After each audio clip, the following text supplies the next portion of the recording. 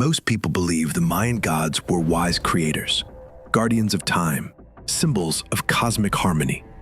But what if that belief exists for one reason only: to hide the truth? Because when you strip away the stone carvings and romantic myths, a far darker reality emerges. The Mayan gods were not worshipped out of love. They were obeyed out of fear. And tonight, we are not asking who the Mayan gods were. We are asking why they demanded blood to keep the universe alive. If that idea already unsettles you, stay with us, because this story only gets darker. Beyond the glyphs, what history got wrong. History portrays the Maya as peaceful astronomers, obsessed with stars and calendars. But that image collapses under one question. Why would a peaceful civilization build an entire society around ritualized bloodshed? The answer is uncomfortable. The Maya did not believe their gods were benevolent. They believed their gods were dangerously unstable. Cosmic order was fragile, and it had to be paid for, constantly. The cosmic blood debt. Why sacrifice was not optional. Here's the inversion most documentaries avoid.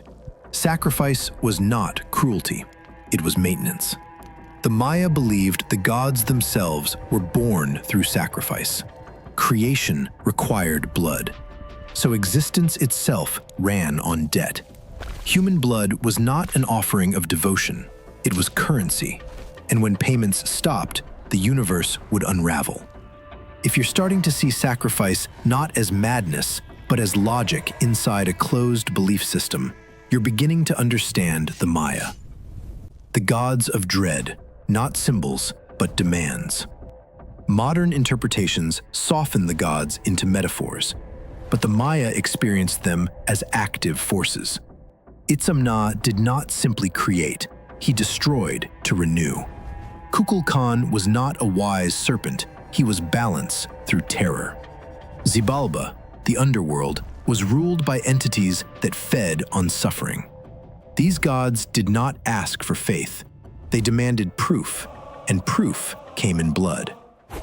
Rituals of control, how power was enforced. Public sacrifice wasn't hidden. It was spectacle, heart extraction, decapitation, ritual bloodletting by kings themselves, not to shock the gods, but to remind the people that survival depended on obedience. Rulers weren't divine.